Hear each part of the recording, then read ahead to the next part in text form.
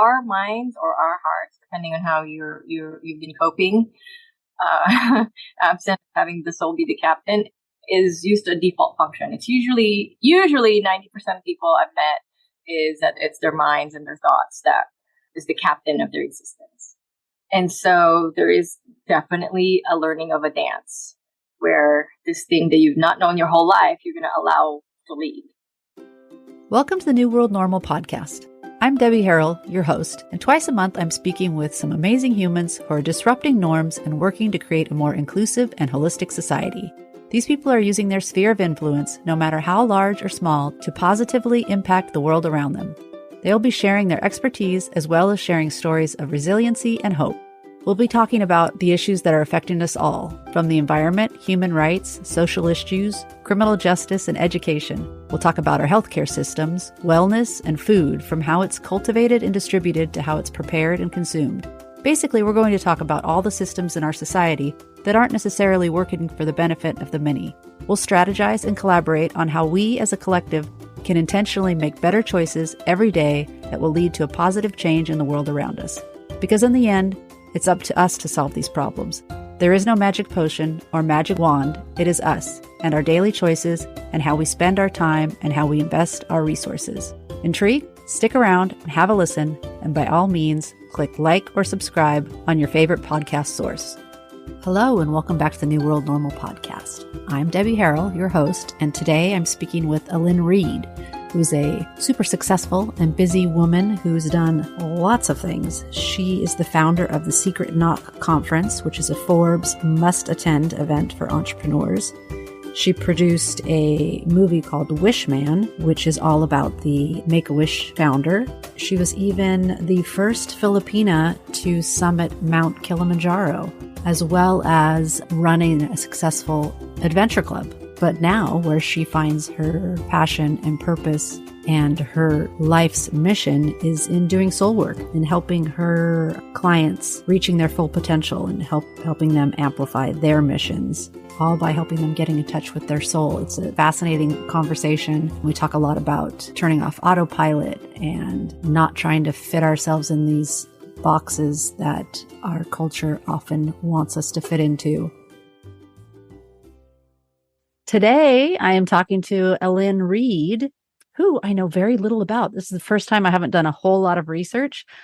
I only had to read the first line of your inquiry to be on the show, and it said you're on a mission to build soul literacy in humanity. And I'm like, not exactly sure what that means, but I think I like it. So I want to talk to her more about it. So why don't we start there? What exactly do you mean by that mission? First of all, thank you for listening to that part of you that understands without knowing, rolling with it. So I am a advocate that all of our existence, the foundation of our existence is the soul. And we have an entire, what I call operating system, a soul operating system, for which we are all highly undereducated about. And in turn, causes for us to live our lives chasing our potential, having blind spots, getting to the top of a mountain and not knowing who we are. All these things that arise from not having the complete fullness and knowledge of everything you're made of. And the biggest piece missing is not that, your hair is brown and your eye color and you're this kind of personality and that you're this, kind of MBTI type. Relevant, yes. And that you're this kind of astrologer or whatever, or astrology, but that you're first a soul. That is what I'm here for. My whole life has shown me multiple times that we all have one. We come in with one. And that my later realization in life is that this is not actually common knowledge. And what was common to me growing up is not actually widely common. I would agree with that because it's one, if I could speak about my experience in the last few years on my path, my work, if you will, and it keeps popping up for me. Like, I don't know that I would have called it soul, but that self-knowing, that intrinsic knowing is there. And I'm assuming Like I said, like you just said, I'm not super educated on it, but I'm assuming it was probably there all along. Absolutely. It is what animates us. It is what life force is made of. It is what makes us capable of things beyond what, the normal human feat is possible for. So, and it is an entire ecosystem, with its own regulatory system. That intrinsic thing you're talking about, our physical body doesn't contain our soul, which is why we can feel things outside of us. Soul body that, yes, occupies our entire body, our cells, our DNA, even to that minute level. And it is also outside of our body. Hence, you can feel something from, like when people are driving up down my driveway, I know when someone's in my world, right? Oh, yeah. Yeah. Field is that big. Now, my nervous system may be quite late to processing like that so-and-so, or the little details, where all of us really, our nervous system, our heart, our gut, our three major data receivers are kind of being made to play captain instead of being coordinated by the soul. And so we have, as seeing very different disciplines highly focused on like neuroscience. Oh, it must be all in the mind. Like we're always chasing the optimal thing through the mind. Well, I feel like that happens a lot in our society, right? That compartmentalization from everything, from like our medical system where they just want to treat the symptom rather than like, well, let's look at the whole thing and try and get to the root cause. Are the problems we're having culturally, like, oh, let's just work on this issue, when it's like really the entire system that's flawed. But that's too big and scary to work on. And to your point, I'm all about root cause work, and the soul is the root cause of each of our individual existence. With soul, we're just bodies that have a machine for a brain, and as far as the life force that imbues us all and gives us our signature, our originality, our creativity, that's absent. Yeah. That ask questions, the intuition, the analysis, just that function of questioning oneself. That's not a brain thing. That's the soul. Well, and that's the part that's kind of trained out of us, that curiosity. But I'm going to back up a little bit because I'm fascinated by all this, and I'm super appreciative that you're doing this work because, like I said, this awareness that I'm coming to late in life, and I'm thinking, gosh, all that time I wasted, and the knowing was right here all along, and my purpose and the direction I should be heading was here, and if I had just gotten quieter sooner, ooh, how different things could have been. Not that I live with a lot of regret, but I'm excited at the prospect of people getting this information sooner and being able to shift in their lives sooner. So how are you getting the word out on a more practical level? What work are you doing in the field? I do teach. You teach? Yes, I have classes. I am in the last 4 years. It's been one-on-one. I have groups. All kinds of people will come: healers, doctors, teachers, everyday people, and get to know this thing called soul, their soul. And then how do you live with it, right? You do have a little bit of, what's the word? I guess retraining our minds or our hearts, depending on how you've been coping. Absent having the soul be the captain is used to a default function. It's usually 90% of people I've met is that it's their minds and their thoughts that is the captain of their existence. And so there is definitely a learning of a dance where this thing that you've not known your whole life, you're going to allow to lead. And so it takes a little practice. You will start off nervous. And also the soul is not equipped. We don't have the muscles to have the endurance to be in our bodies and in our experience the entire time. A lot of the soul functioning, especially for me, and I see this quite often, it doesn't kick in until you're faced with like life and death situations. And it's not yet your time. That's when it's like somehow you knew not to take the exit, or somehow you you come out unscathed somewhere of something, right? And it's like there's a split second moment where just something else takes over, and you're out of that like not so good scenario.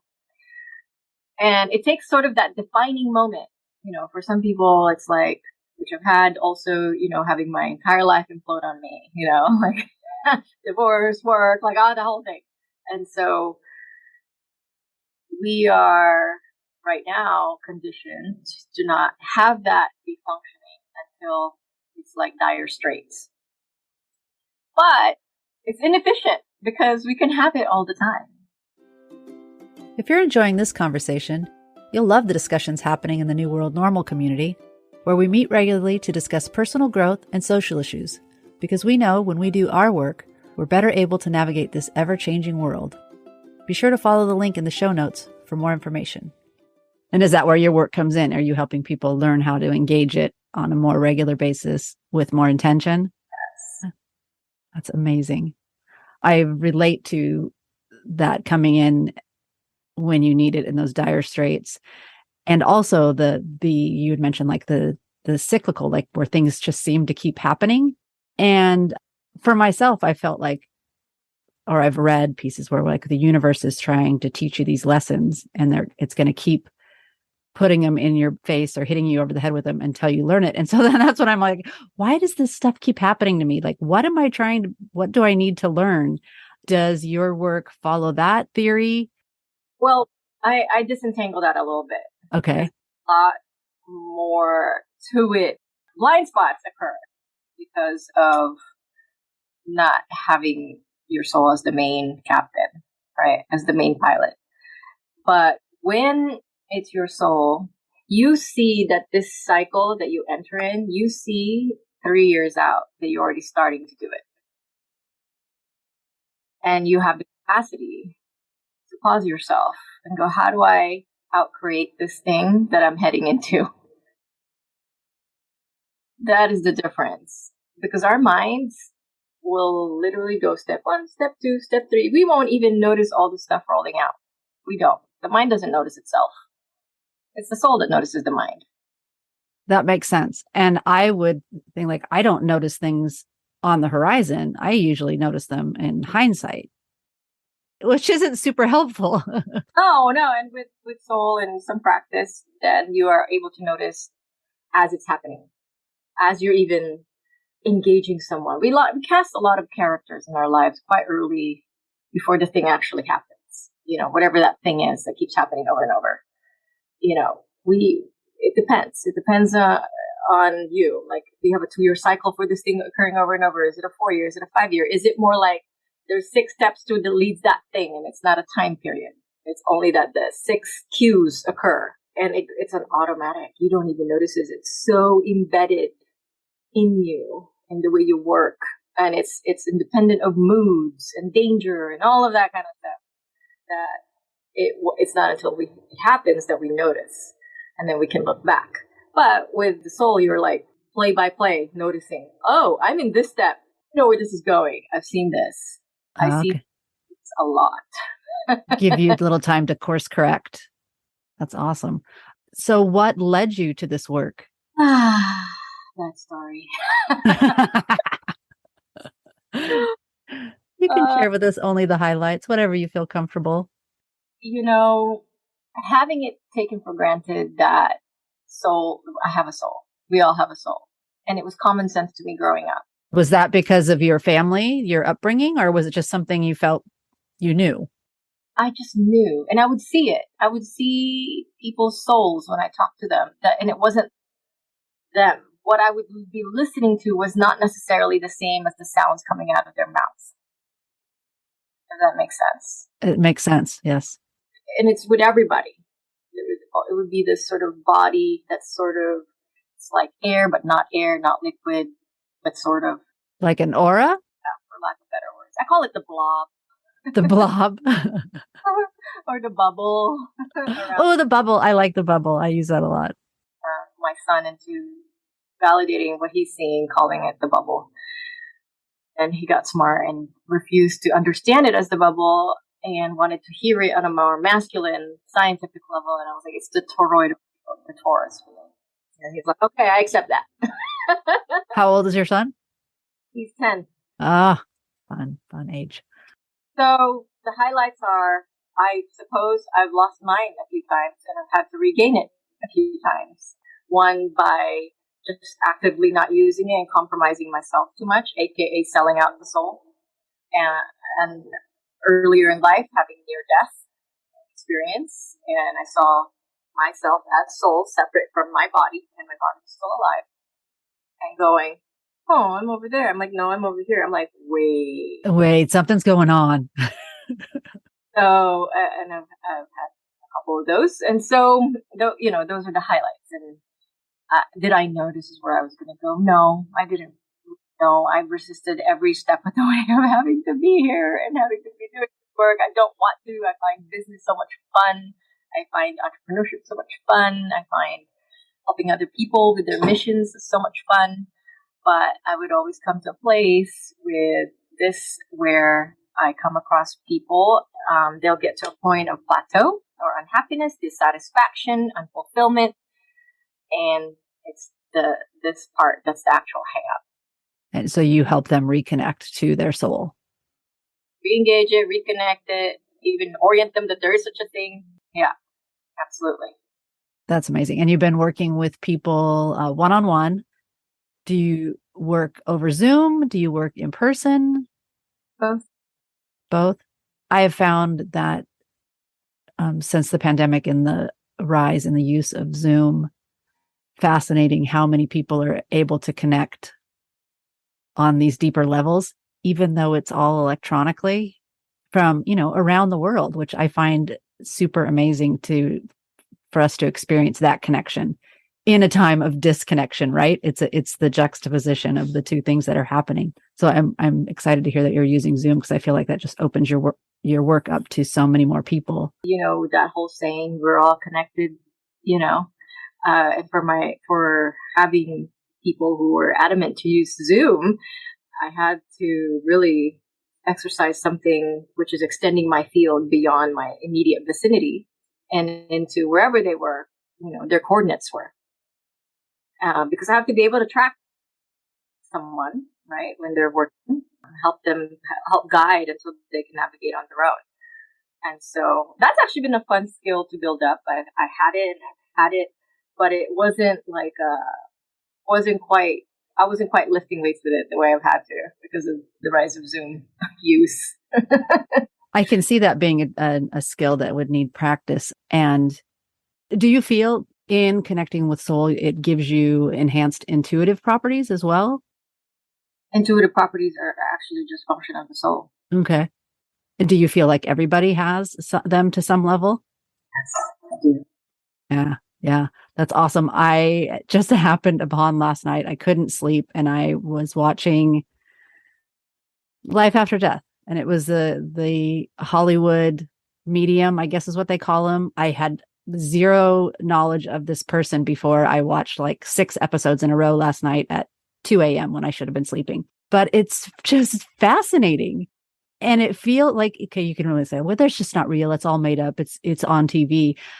But I have a level of believing prior to that. I have friends that have intuitive abilities, and it's happened for me. Like they've walked up and they've said, boom, boom, boom. And then I'm like, oh, that's interesting. And then 2 months later, I'm like, oh, boom, boom, boom, that happened.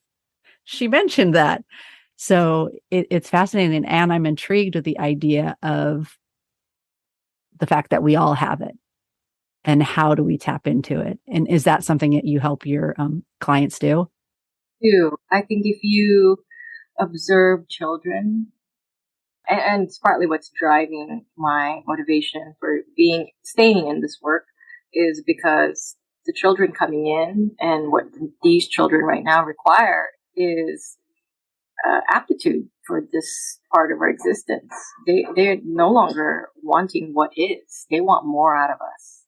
They are absolutely intuitive. They're absolutely wisdom loaded and coded. And they shouldn't have to dumb down. Right? To fit in our little boxes, right? Fine. Push, then take it. As I tell parents, take it. Yeah, I'm getting goosebumps because I believe that like the times are calling for something more, something different. And I love that you're tuned into that and helping facilitate that in a grander way. Yeah, now I'm just fangirling here. I've got goosebumps. What would be valuable to your audience? Well, we talk a lot about, well, we try to talk about disrupting societal norms. So fitting ourselves into those little boxes, like not doing that. So it's very aligned with what you're talking about. I was just having a conversation. I was actually on another podcast last night, and we were talking about the tendencies of ADHD and it being labeled a neurodivergent condition. And it's like, is it really though? Are those people's brains divergent, or is the system divergent from way we are supposed to be operating? It doesn't accommodate all of the variety that is all magical that is in the system. But the system is only one way. You know, when you think about just simple things like the education system, right? I think they are geared towards the personality. I'm going to say it's ENTJ. ENTJ. Yeah, are you familiar with MBTI? Yeah. I always forget what I am every time I take it, other than I know I'm an I. Yeah, I'm an I. I've taken it 2 different times in my life, and I'm totally polar opposite. Ah, interesting. Yeah. So things like that, actually, I'm always suspect of. But it's a nice suggestion, a little baseline, but yeah. For us to know another aspect of ourselves, right? Knowing that there's more. So we take these tests, we do these classifications, we go find all kinds of things to help us define what we feel is there. To help us give words to it, to help us give evidence that how we operate is a thing. And we're not the only ones, that there are a few other people out there that operate similarly to us. Exactly. And that there are others. So if you even think about one system, like the education system, I think they have taken one personality type and created the entire all of America. Yeah. One school system, one way of education based on one MBTI profile. And there's 16. Yeah. And we call everybody else divergent? Like, what is that? Right? It's just an inflexible one, an inconsiderate one, incomplete, actually. So I don't disagree with you in that line of questioning with neurodivergence. I'm like, I think everyone's actually normal. It's just that the system just operates in one little lane, and we're all trying to fit in this overcrowded freeway lane. Right. And that's funny, because part of the reason the podcast was named New World Normal was at the beginning of the pandemic, when everyone was talking about this new normal and being so worried about how horrible it was going to be. And I was thinking, well, was the old normal all that great? And then once I started doing this work and doing my own work and digging down, it really came down to, what the heck is normal? And how is that word even serving us, other than dividing us more? And Lord knows we're already divided enough. So last thing we need is another word that's going to divide us some more. So that's why I'm like, you know what? Let's just talk about disrupting normal and how we can exist differently, better ways together. That was another bit of the conversations from last night, was about the systems and how we are trained that all of our problems are our problems individually, and it's our responsibility to clean them up, when so many of our problems are really from these systems that have been created that we've been trying to fit ourselves into, that just don't work or serve. I feel like soul work should be required work. Yes. How do we make that happen? I always joke, how to be a human should have been taught in kindergarten. They could probably teach it to the teachers. True. And that could be a little bit of it, us giving kids a little more space to be kids and be themselves.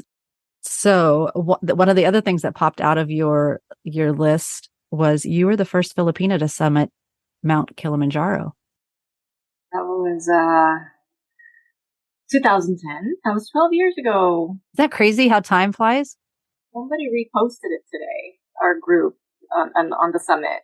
It must have been today or yesterday. I can't remember the exact date, but it was in the summer. Wow. Was that like right before you had your son or right after you had your son? Before. Right before. I was like, wow, that's impressive. Have a baby and then climb a mountain. Oh no, I'm not that ambitious now. I feel my mortality now. Before having to do anything, but a kid, and it was like, wait a minute, what am I doing again? This kid needs a parent tomorrow. Yeah, so I won't be doing this.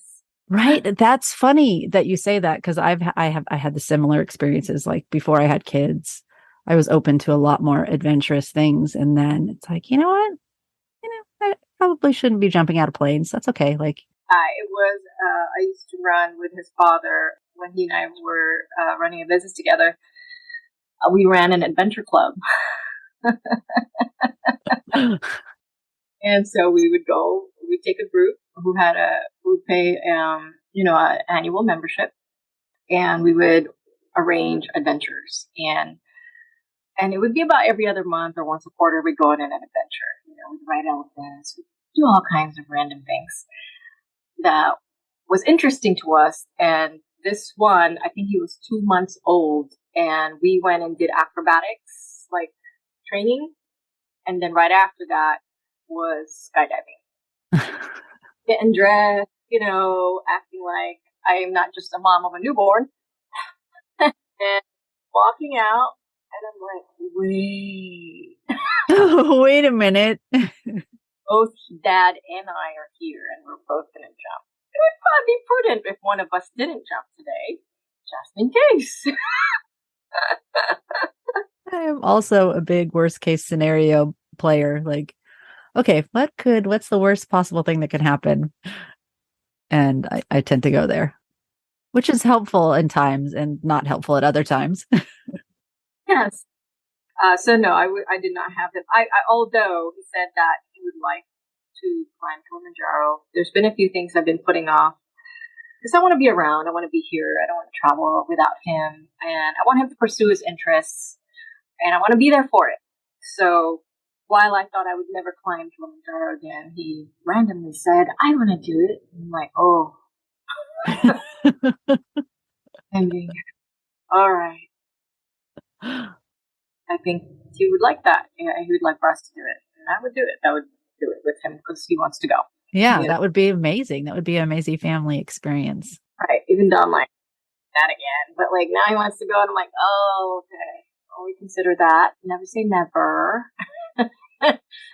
It's a challenge of a different type now that you know what you're getting yourself into, right? The next day I found out I was pregnant, I had booked a expedition to the Galapagos Islands. Oh, wow. And Machu Picchu in like the same trip. And I was like, well, that's probably not going to happen. I'm preggers. Priorities shift a little in a very lovely way, though.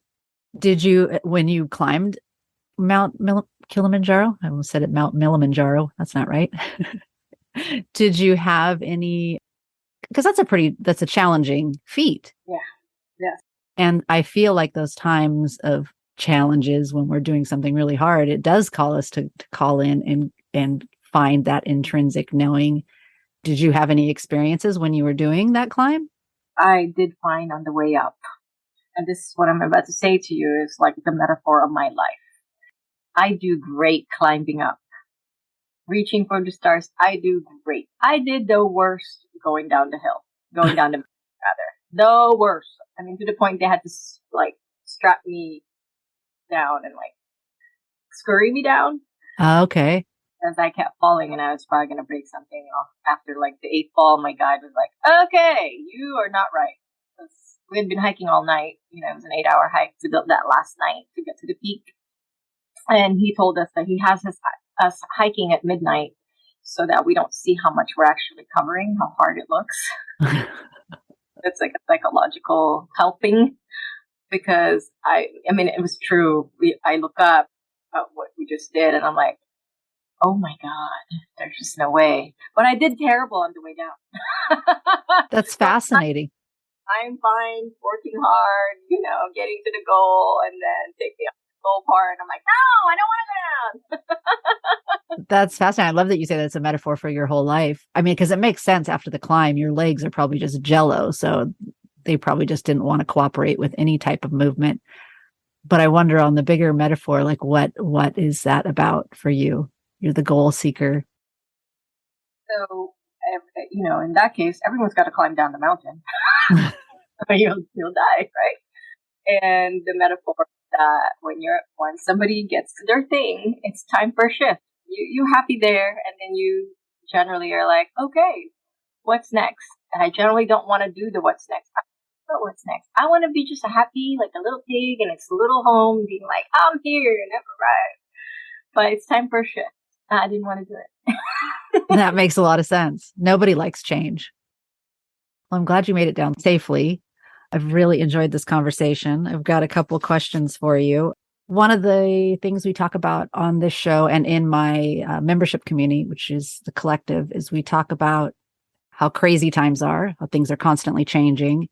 And although it's tempting to put our heads in the sand and just tune out completely, it's not always effective. Like if we want to be contributing members of whatever society we want to build. So it takes a level of care for ourselves and the people around us. So what are some of your ways of self-care? I guess, like, how do you take care of yourself to make sure you're showing up as the best version of yourself on a day-to-day basis? Every morning, I engage my soul. Because when we dream at night, we actually have access to all kinds of realms and frequencies and dimensions. That's what dreams are. You can even make contracts in your dreams that affect you in this waking life. Ooh. You can feel tired. You can feel not 100%, right? Mm-hmm. In the beginning of this work, the work that I help others do, I actually have to do. I also have to do it. Makes sense. And so I always call myself in. And when I don't, it's usually like I feel like I'm reacting to everything. Like there's room for like fire to just erupt just because I'm not occupying my existence, my experience. Occupying your existence. I love that phrase. I'm going to use that. Well, I'm going to try to embody that. And when I get busy or in pain, those are the two things that kick me out of my body. And I have to be mindful, like just standing at a grocery store being like, am I here? And I build a tolerance now that I can feel what I'm not. Because I feel agitated and anxious and for no reason. But my nervous system is aware that the leader is not there. That makes sense. It does. It makes a lot of sense. And I feel like it sounds familiar. Like I've felt that and been there. That's like the first thing I do. After that, it's actually the soul that it will give my mind images or my body impulses of what it needs that day, if it needs anything. I create regularly. I write regularly. I will take baths regularly. But I'm not like I don't evangelize. I don't like put myself in a program where I'm like, I'm doing this every day. Because I don't. That is just another form of checking out. You're relying on schedule and time preset upon you versus listening to yourself. I want to cry right now. I feel like that is something I've needed to hear because I've been trying to put myself, and as you're saying that, I'm like, oh, that makes so much sense. I'm just putting myself in a different box instead of listening to what I need right then in that time. And honestly, that saves me. I actually have to do quote unquote less self-care because I'm listening constantly. I try and put myself in places I don't put myself in places where I may be an autopilot, which is stuff like that. Like, I will put it in my calendar 3 times a week. You need to blah, blah, blah. I'm like, cool. And I will look at that and go, is that appropriate today? Is that where the energy is at? Is this where this project is at? It's not just like my body either. I'll look at projects. I'll look at, like say a conversation. Let's say you and I are going to have a meeting after this. I will usually have an insight of like, this may not happen. It doesn't feel like she's feeling well. Because I'm sitting there listening, especially if it's those standing meetings, Uh-huh. and stuff. Like I'll usually already know because I'm in such a practice of listening, whether something's going to happen or not. That's amazing. And I have felt that intuitively recently in my work of like, I'd have 3 things on my to-do list for the day. Like, I've got to get these things done. And then I just wouldn't be in the right state of mind to get those 3 tasks done. And I finally realized, I'm like, why am I forcing myself to do those 3 tasks when I know darn well my being isn't up for that task right now? So why am I trying to force it? Why don't I go away and do something else that's going to feed me and make me feel better? And then I can come back and handle that task when I'm in that state of mind. And it does not fit in the box of corporate America because you got to get those 3 tasks done that day. Highly programmed, really, regardless of the insight you're having about it. And I have a lot of my people, I do. But each day I listen. Every project even has its own soul. And I just listen. Like if I feel like, okay, I have finite amount of time, I'm going to pick up my son from school. I'll look at everything and go, what is it that needs to be done that's going to move this thing forward? Just show it to me right now. This is what I can deal with right now. And it's always the thing that moves the thing the farthest. Because everything else wasn't going to move anyway, regardless if I did it or not. Right. That's great. I love hearing that.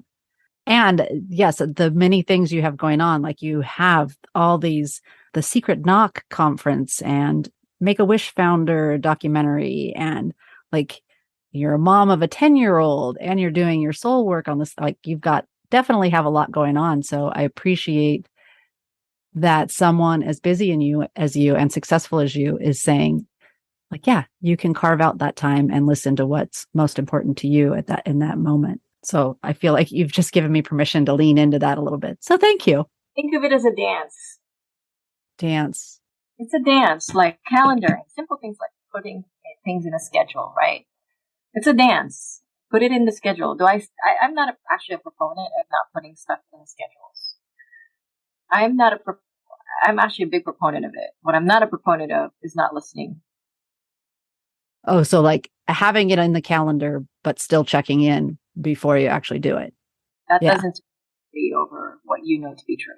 Yeah, that makes a lot of sense.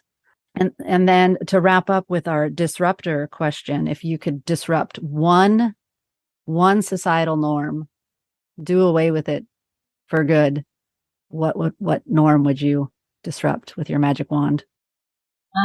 I would say everything that we reach for our phones to do, all that information thing, connecting with others, seeing each other remotely, all of it. Think of all the things this phone can do.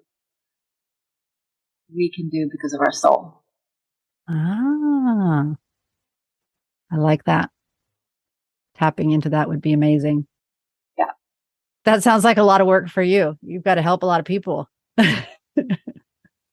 And how can people get in touch with you if they wanted to reach out and learn more about your soul work? Super easy to find. You can just Google my whole name, Allyn Reid, Allyn Reid. On Instagram, it's at Womanity or at the Woman Being. I'm on Facebook as well. So just put in my name in Google. You'll find me. And we're going to put all those links in the show notes as well and share this far and wide and get the word out, because I feel like the work you're doing is very needed.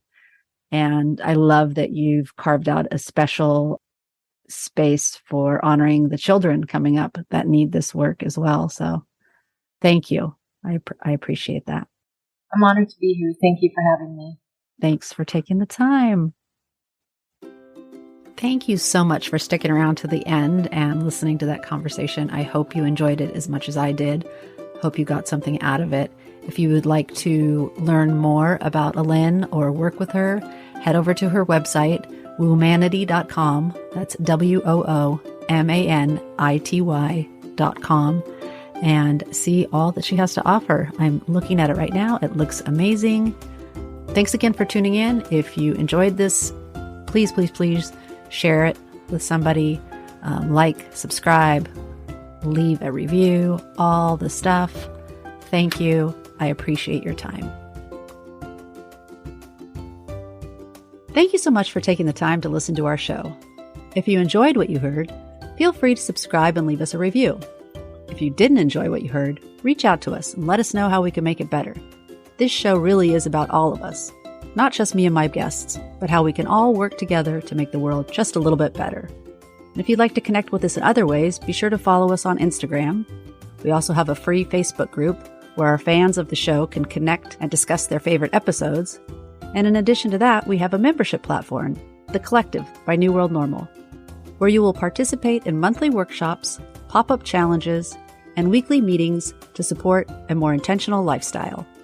We have meaningful conversations about important topics, all in a space that is safe, supportive, and encouraging. So join us. And if you'd like to show us some more support, check out our intentional apparel shop online, New World Intentions. You'll find t-shirts, hats, totes, all with positive messaging to help you move more mindfully through your day and help you to create that new world normal. You can also check out our affiliate page where you'll find our favorite eco-friendly household and personal care products. Thanks again for listening.